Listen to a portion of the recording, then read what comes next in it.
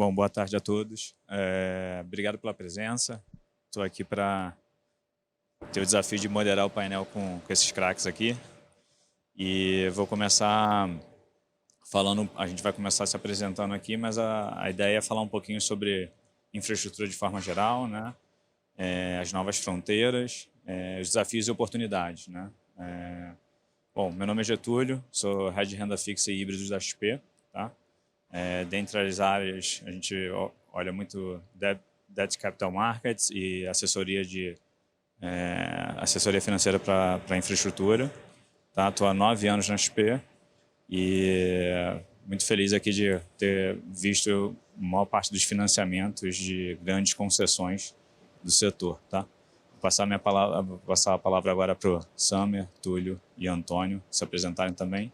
Depois a gente volta aqui falando um pouquinho. Boa tarde aí, pessoal. Feliz de estar aqui e feliz por não ter sentado na ponta, né? Colocaram a gente em ordem de idade, o Getúlio ficou na ponta dessa vez. Me dei bem nessa. Então, sou o Samer, sou gestor CIO e sócio, muito feliz ali na Drive Mauá, toco as estratégias de crédito privado, por óbvio, infraestrutura e previdência, 5 anos.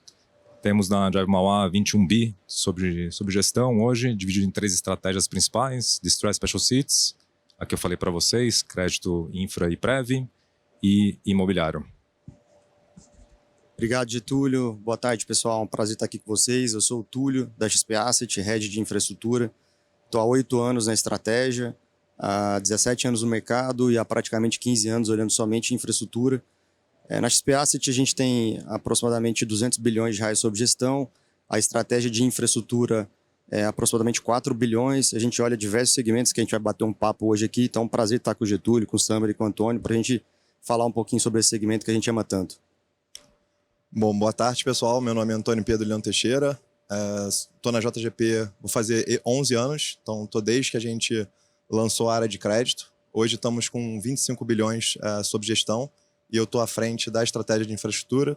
Desses 25 bilhões, hoje 2,5 bi são fundos de infra, mas a gente também tem outros produtos na grade, né, desde o high grade até os special situations, e nesse caminho, né, fundos de agro, fundos de ESG, fundos de high yield e também de securitização. É um prazer estar aqui com vocês e dividir esse palco.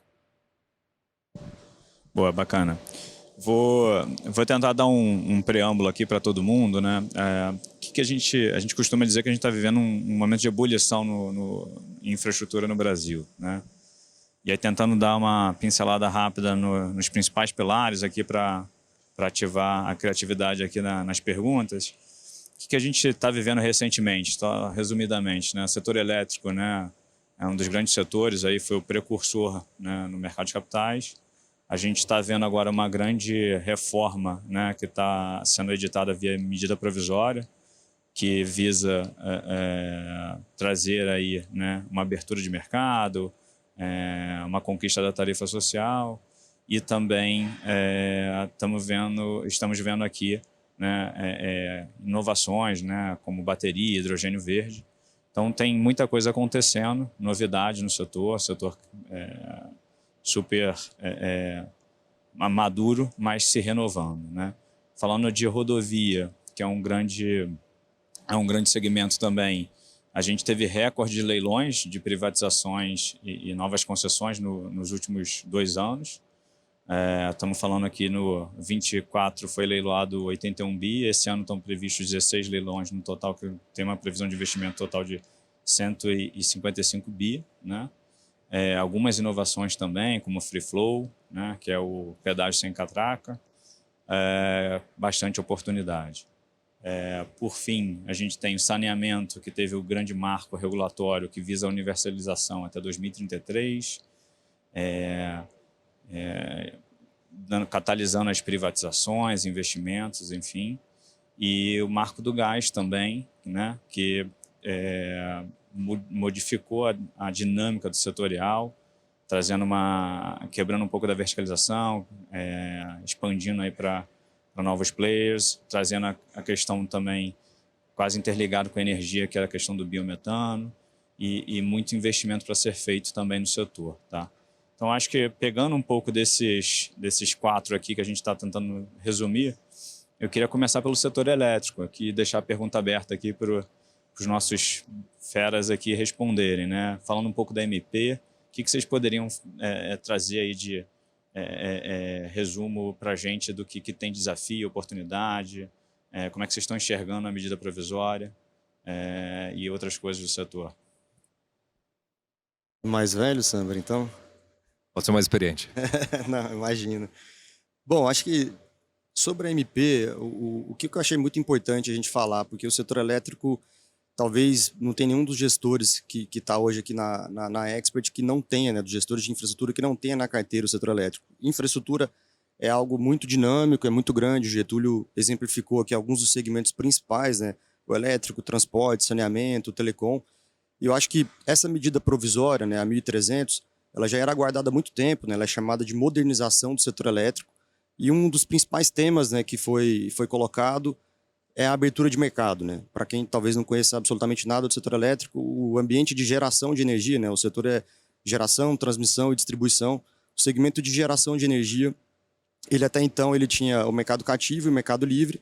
Só que o mercado cativo é o que todo mundo aqui que está em casa ou toma a energia da distribuidora, né, do mercado cativo, ou de alguma empresa de geração distribuída, né, que é um segmento que vem se desenvolvendo, já está com aproximadamente 42 GB de capacidade de geração e tende a crescer um pouco mais.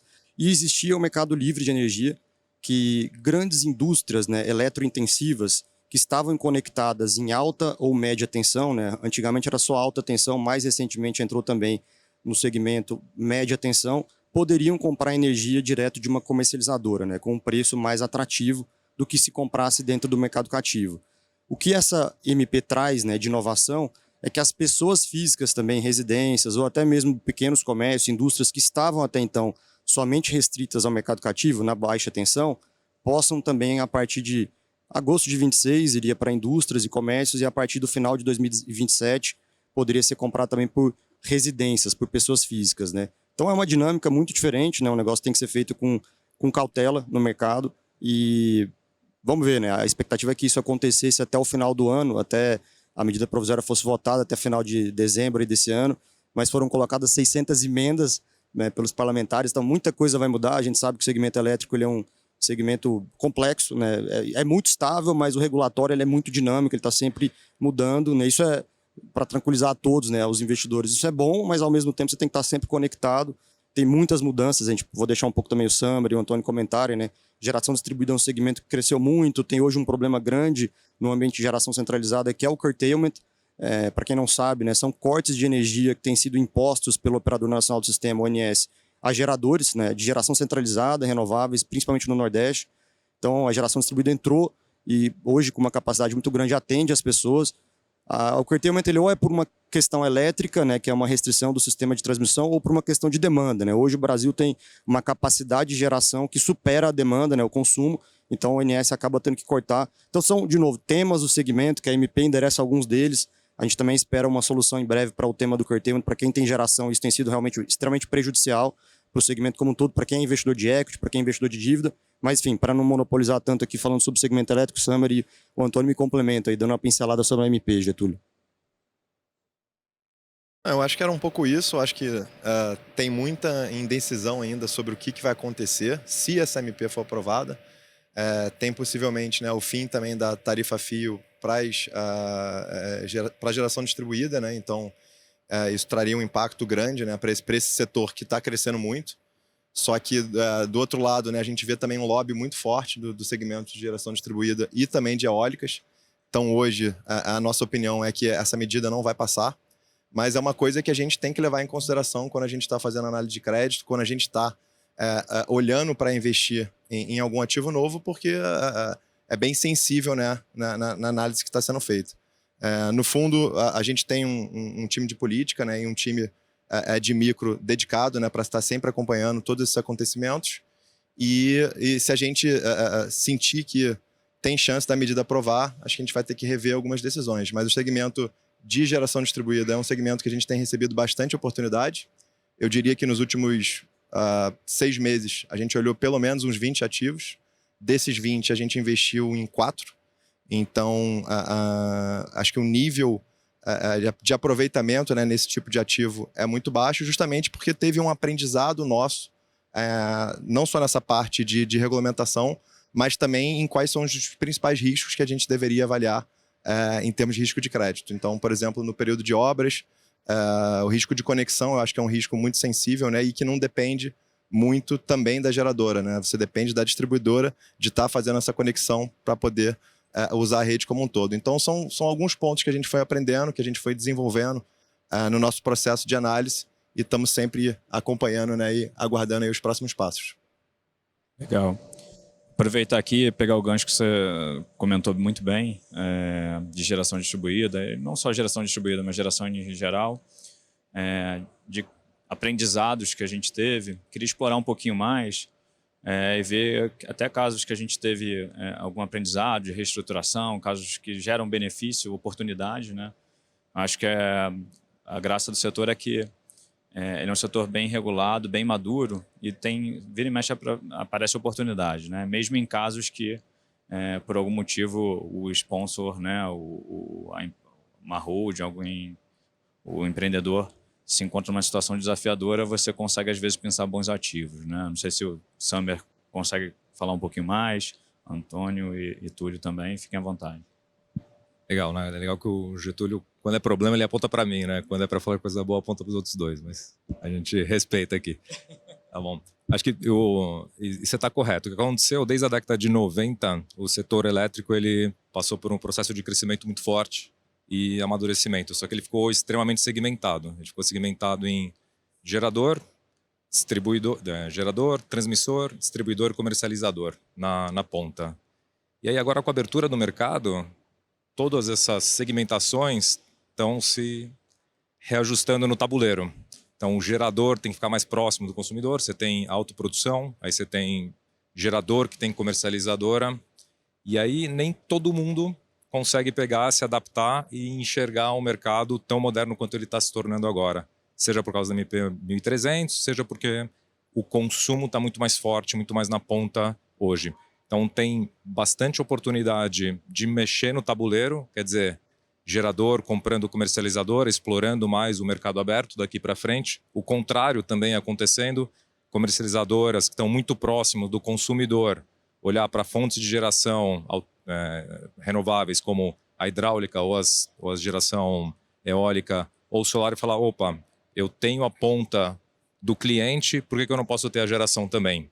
Então a gente vê bastante oportunidade nessas mexidas de tabuleiro. Quer dizer, algum gerador que não tem um contrato tão bom para vender sua energia, a gente ir lá e financiar um potencial comercializador para consolidar essa parte do mercado. E o mesmo contrário, né? Alguém que tem uma boa fonte de geração de energia, como a hidráulica é no sul do país, como a Nordeste, como a solar é no Nordeste brasileiro, ir lá e ter uma excelente comercializadora para aproveitar essa abertura de mercado. Isso já está acontecendo agora e depois com a consolidação da MP, vai ter bastante movimentação no mercado de energia, que é o maior dentro do setor de infraestrutura, né? Mais ou menos 40% do mercado de infraestrutura de dívida, ele é do setor energético aqui. Então a gente vê que tem uma grande possibilidade de a gente mexer nesse tabuleiro aqui, que era super segmentado, e juntar algumas peças no meio do caminho.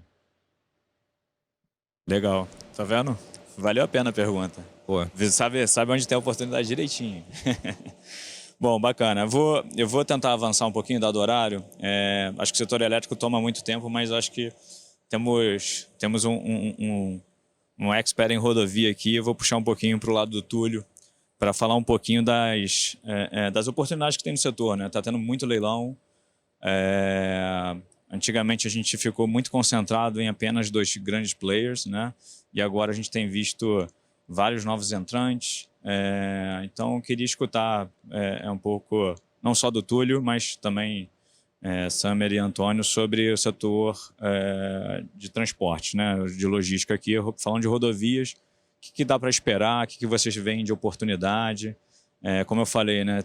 São 16 leilões esse ano. Ano que vem deve ser de 12 a 16, de 12 a 15 mais ou menos leilões também. Tem o advento aí do free flow, né? Que é o que a gente chama do pedágio do mundo desenvolvido, né? Não tem mais catraca. Como é que a gente... Quais são os desafios e oportunidades aqui, hein? Boa, Getúlio. Esse é um segmento que a gente está bem ativo, né? Eu diria que a gente não é um expert ainda porque a gente não ganhou, mas a gente quer se tornar em breve, né, um investidor do segmento do ponto de vista de equity. A gente já financia alguns projetos de rodovia, mas do ponto de vista de participação societária, os nossos fundos de investimento ainda não ganhou, mas a gente já participou de 3 certames, de 3 licitações, de três concessões, uma no final do ano passado, em dezembro, uma há pouco mais de 2 meses, no início de maio, e a gente tem visto realmente uma atividade muito forte no segmento e talvez pela essa situação, acho que é mais circunstancial, né, de os players que eram os incumbentes, os tradicionais, né, a atual Motiva, a antiga CCR, a Eco Rodovias, a Arteres, e alguns outros menores, talvez por uma situação já de terem um portfólio muito grande, né, um compromisso de capex, de investimentos muito altos, eles estão sendo menos ativos e isso abriu espaço, dada a quantidade de projetos que existem hoje no mercado, houve uma lacuna aí para novos entrantes. Então, a gente tem visto essa quantidade de leilões acontecendo, vários desses novos leilões foram vencidos por novos entrantes, por novos operadores, e, obviamente, fazer um elogio também, quando cabe, né, ao governo, à agência reguladora, de um trabalho ter sido bem feito, né? Então, o governo teve um histórico, né, nos anos passados de rodovias problemáticas. Então, vários dos projetos que aconteceram nos anos passados acabaram sendo devolvidos, relicitados, e até um trabalho que foi feito bem pelo Tribunal de Contas da União, que foi criar a SESEX Consenso, né, que é uma tentativa de você renegociar os projetos de uma forma a evitar uma arbitragem. Então, há uma quantidade grande de projetos sendo relicitados, sendo reofertados, que eram concessões problemáticas, e novos projetos, que eu acho que as lições aprendidas do governo foi aumentar o óculos regulatório, escutar um pouco mais o mercado, dividir um pouco mais de risco das rodovias. Então, antigamente, você não tinha uma divisão, por exemplo, do risco de demanda, né? Você colocava a projeção de demanda, se aquela demanda acontecesse ou não acontecesse, conforme previsto, esse era um problema exclusivamente do empreendedor, né? Do operador rodoviário. Hoje não, o governo já topa, de certa forma, dividir de alguma forma com você em bandas o tráfego, né? Esse risco de tráfego. O CAPEX também está cada vez sendo mais estudado antes, né? Previamente ao lançamento ali dos editais. Então você tem ali um CAPEX que foi estudado, né, por consultores. Obviamente que todo empreendedor tem a responsabilidade de fazer os próprios estudos. Então a gente vê com muito entusiasmo o segmento. Você falou do Free Flow. Antigamente todo mundo só via as praças de pedágio, né? Você tinha que pagar o pedágio, né, manualmente, ou você tinha às vezes um tag lá, um sem parar, ou qualquer um dos outros que existem. O que existe agora atualmente é o Free Flow, que você não vê mais uma praça de pedágio, né? São pórticos que simplesmente você passa, tira a foto ali da sua placa e você paga isso, obviamente, com o fluxo, né? A quantidade de engarrafamentos é infinitamente menor, diminui o índice de acidentes. Então a gente está muito entusiasmado, a gente acha que o poder concedente evoluiu bastante, tanto no âmbito federal quanto no âmbito estadual. De novo, a NTT é uma agência reguladora ligada ao Ministério de Transportes, mas também existem estados que são poderes concedentes. Aqui em São Paulo, por exemplo, existem vários exemplos. Aqui em São Paulo, por exemplo, é a Artesp, que é uma agência reguladora bem conhecida também e tradicional. Mas então a gente olha com bastante entusiasmo, Jet, para esse setor, tanto esse ano quanto no próximo ano, e assim aconteceu também nos anos passados, vários investimentos, e investimentos grandes, né? Rodovias de 400, 500 quilômetros, de 1.000 quilômetros, com 5, 6, 10 bilhões de reais. O Paraná fez uma quantidade enorme também de concessões. Então a gente está entusiasmado com o tema. Se eu puder complementar um pouco aqui, acho que o segmento de rodovias é um segmento que a gente já investe e acompanha há algum tempo. Acaba que por a gente participar mais do crédito líquido, a gente muitas vezes vê o projeto depois que ele já está pronto, depois que a rodovia já fez os investimentos e que a gente tem que focar um pouco mais no tráfego, na geração de caixa, estrutura de capital e para ver se o projeto efetivamente é sustentável olhando no longo prazo. Isso começou a mudar um pouco, dado o nosso crescimento e dado a nossa capacidade de originação proprietária, e hoje a gente está tentando cada vez mais de entrar no início do projeto. Então, muitas vezes, tentar participar do próprio leilão da concessão e, se possível, já participar do primeiro financiamento, né, do que a gente chama de bridge, que geralmente é uma dívida ali de 2 anos, que depois vai ser, a gente vai ter essa retirada, seja com o BNDES, seja com o BNB, seja com uma debênture de infraestrutura. Então, a gente tem procurado cada vez mais estudar esse setor e essas iniciativas que foram introduzidas aí com a nova política de outorgas em 2023, todas, no final das contas, o incentivo a você tirar o risco da iniciativa privada e o governo dividir um pouco desse risco.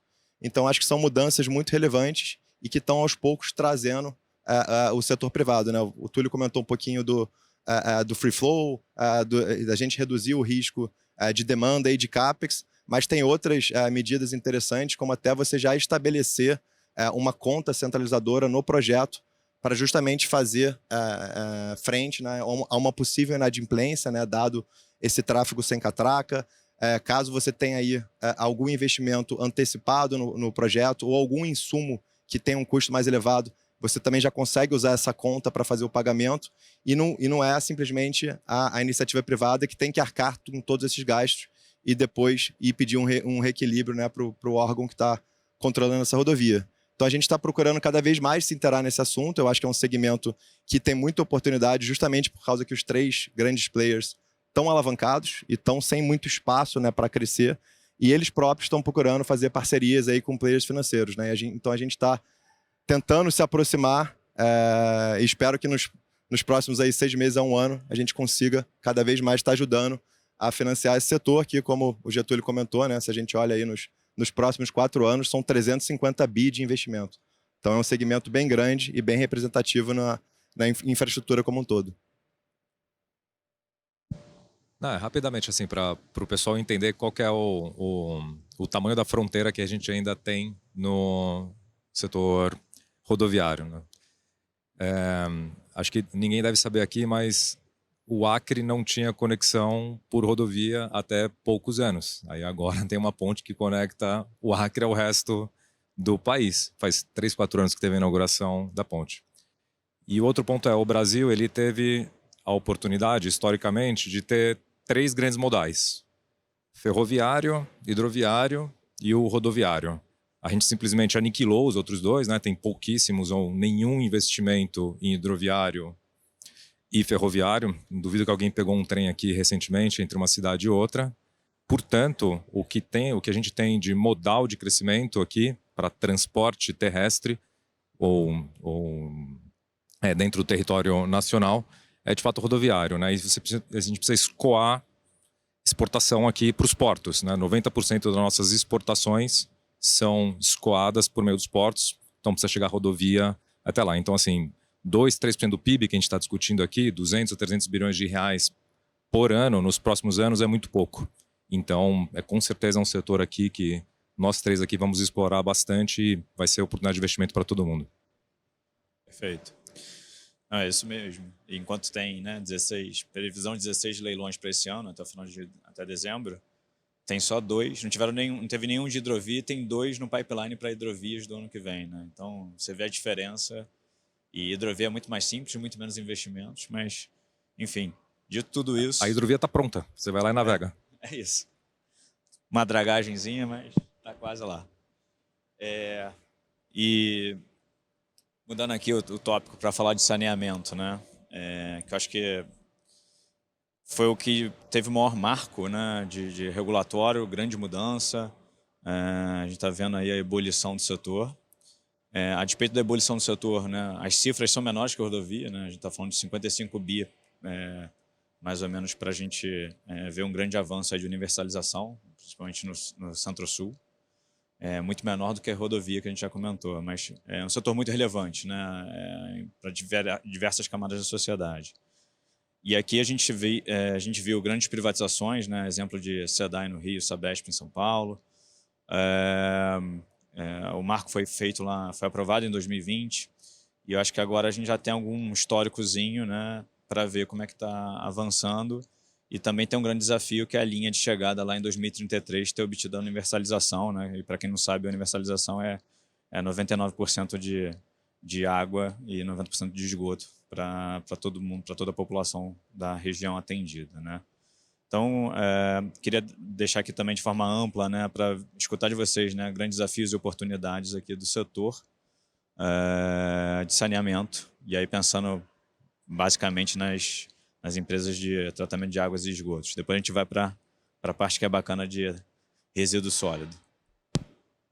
Bom, acho que eu posso comentar falando um pouquinho aqui de saneamento. Esse é um setor que a gente investe desde o início da JGP Crédito. Acho que umas primeiras operações que eu passei em comitê lá em 2015 foi da Águas Guariroba, que o nome parece um pouco estranho, mas é o ativo mais maduro da EGEA, né? Mas para a gente conseguir aprovar esse comitê, eu acho que teve um desafio inicial de conseguir vencer o nome, né? Porque acaba sendo um nome um pouco esquisito, mas é um ativo que faz margem EBITDA aí acima de 70%. Quando a gente fala de investimento no setor de saneamento, o Getúlio comentou ali de 55 bi por ano, mas se a gente olha o marco como um todo, até 2033, a gente precisaria investir quase que 900 bilhões. Então é um número, quando você olha aí uma janela mais ampla, é um número muito grande e a gente vai precisar, né, não só da gente, né, não só do mercado financeiro, mas também do BNB, também do BNDES. Eu acho que, especificamente para mim, é o setor que eu fiquei mais impressionado em termos de falta de atendimento. A gente vê algumas cidades, né, ao longo do Brasil com 20%, com 30% de acesso ao esgoto, né, situações realmente precárias.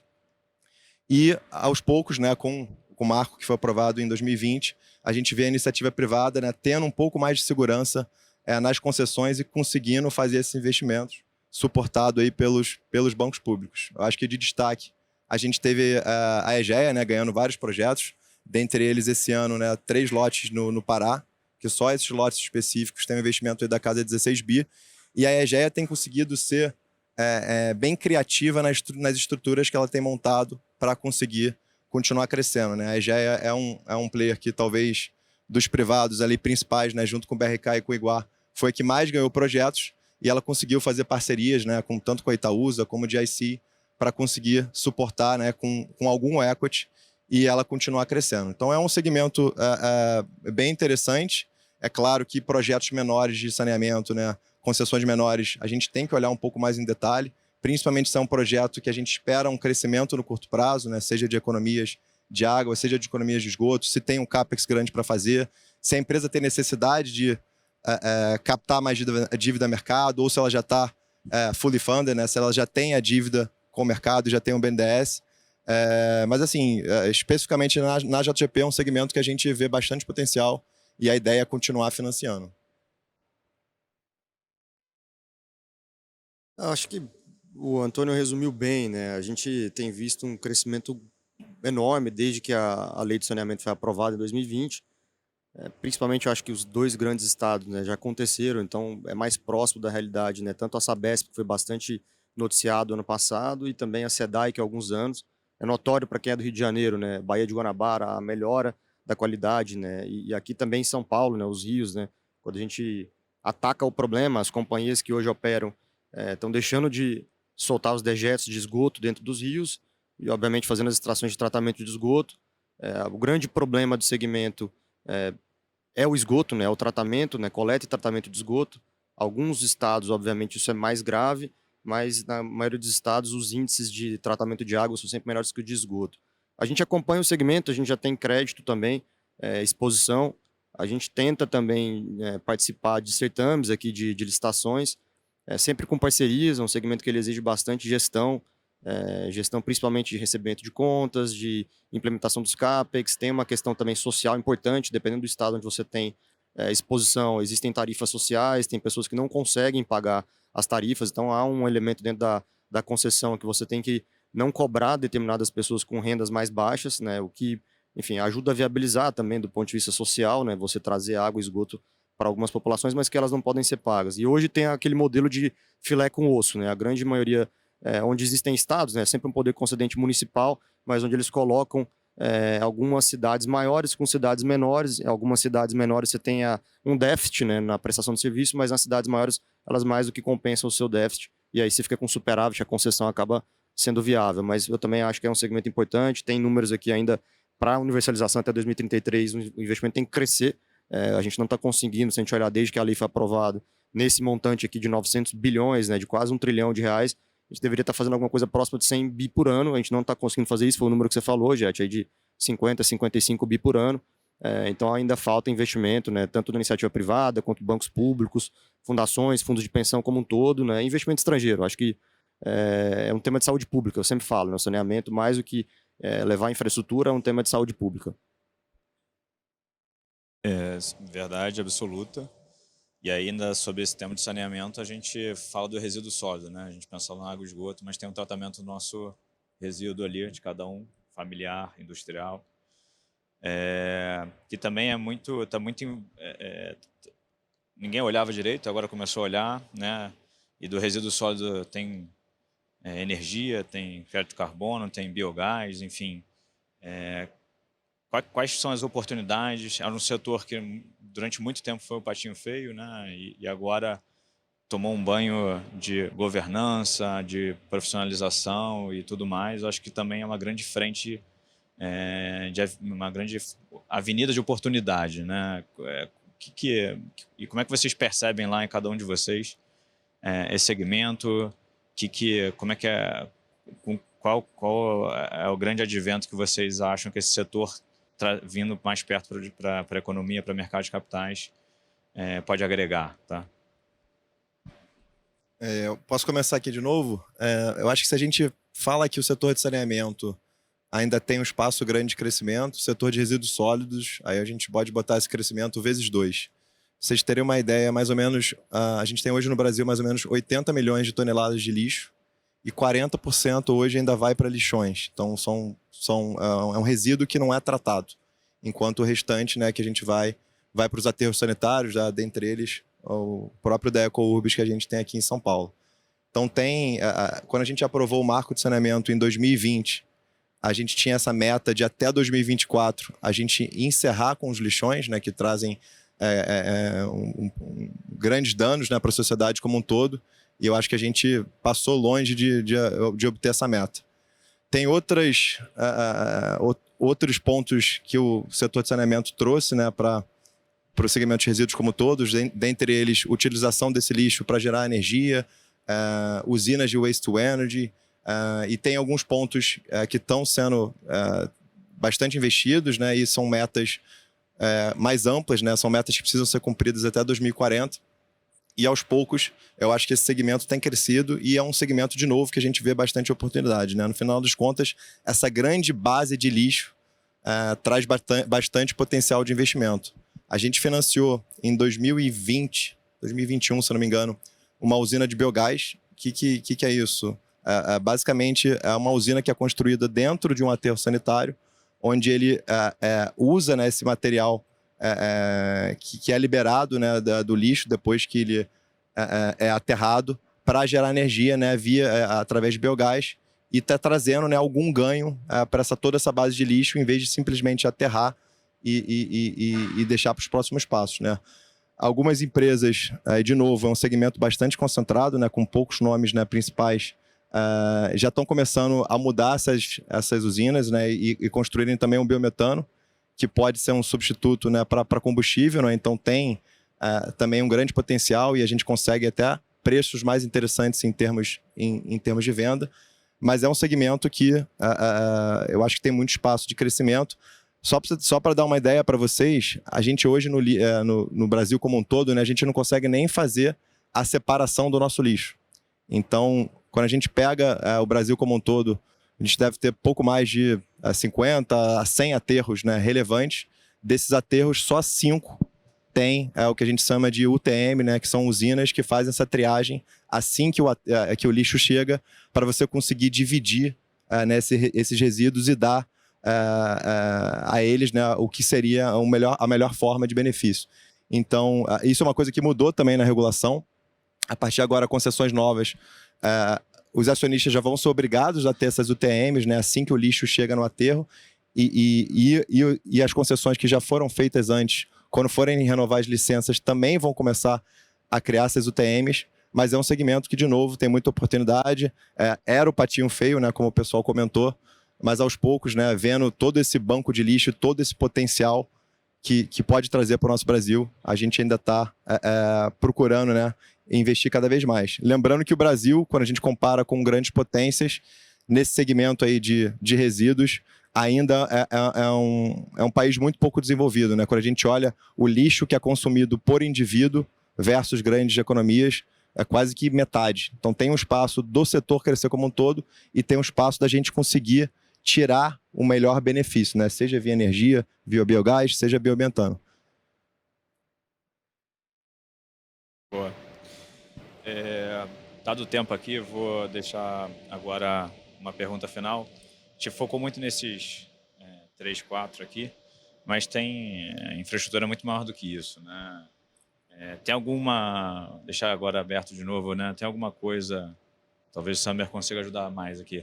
Tem mais alguma coisa que a gente, né, vê como oportunístico e a gente acabou não comentando, dando enfoque? Eu acho que vocês também veem aí como outros segmentos dentro do guarda-chuva de infraestrutura que pode ter bastante oportunidade para os próximos anos. Boa, Getúlio, valeu.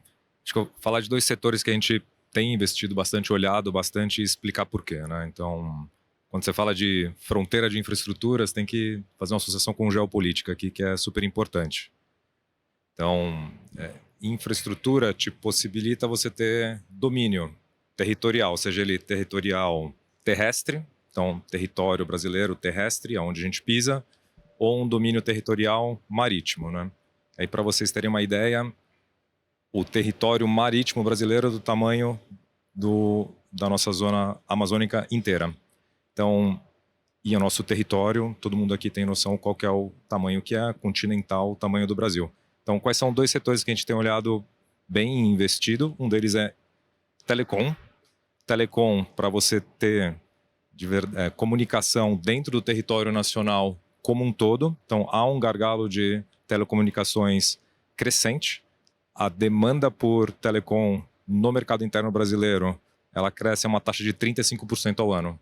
E a gente não tem infraestrutura hoje espalhada pelo Brasil todo, seja 5G, seja fibra ótica, para atender essa demanda que é exponencial. E aí eu falei território marítimo. Qual que é a importância do território marítimo, que é do tamanho da nossa floresta amazônica hoje aqui no Brasil? É você dominar os teus portos, você ter terminais para escoar exportação e para, de fato, você impedir, ali você está no marzão, que outras nações se aproximem daquele mesmo território, né? Então, portos e terminais tiveram 16 leilões recentemente, o maior deles aqui no sudeste do país. A gente entende que o Brasil tem olhado com mais carinho para as duas frentes, telecomunicações e portos, exatamente para a gente ter um domínio territorial e para ter um escoamento melhor aqui das nossas exportações, que tem um gargalo já há muitas décadas.